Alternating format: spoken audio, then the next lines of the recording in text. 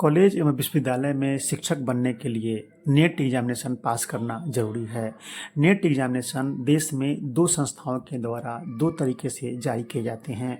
एक है CSIR net और एक है UGC net. CSIR net examination science और मैथ बैकग्राउंड के स्टूडेंट्स के लिए होते हैं, जबकि UGC नेट एग्जामिनेशन मानविकी विषय, लैंग्वेज विषय और भी बहुत सारे विषय हैं, उनके लिए UGC नेट एग्जामिनेशन होते हैं।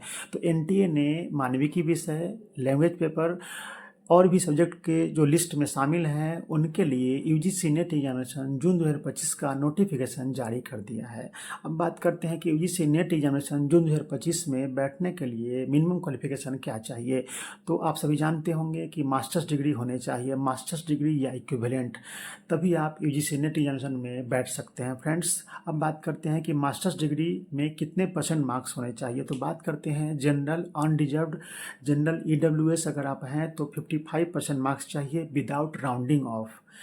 OBC, NCL, SC, ST, PWD यानी फिजिकल हैंडीकेप्ड हैं, TG मतलब थर्ड जेंडर हैं तो 50% मार्क्स चाहिए विदाउट राउंडिंग ऑफ।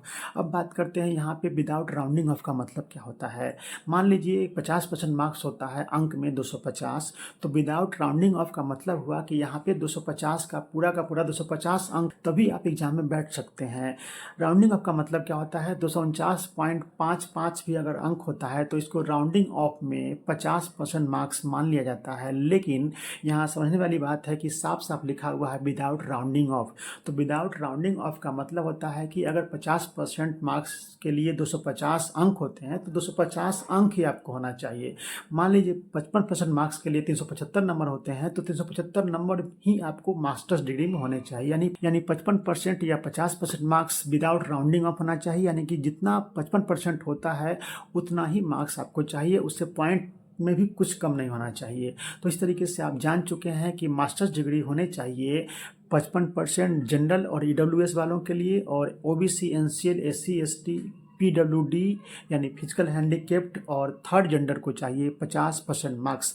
फ्रेंड्स, अगले वीडियो में हम बात करेंगे कि अगर आप PG पास नहीं भी हैं और PG में पढ़ाई कर रहे हैं तो आप नेट एग्जामिनेशन में बैठ सकते हैं कि नहीं, और अगर आप बैठते हैं और पास कर जाते हैं तो फिर कितने दिनों के अंदर में आपको PG की डिग्री हासिल कर लेनी है।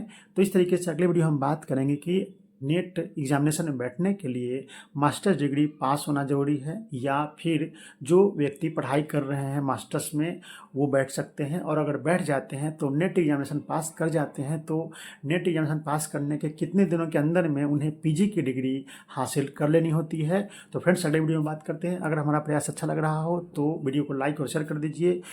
फेसबुक पर देख रहे हैं तो हमें फॉलो कर लीजिए, यूट्यूब पर देख रहे हैं तो चैनल को सब्सक्राइब कर लीजिए। बहुत बहुत धन्यवाद, मिलते हैं अगले वीडियो में।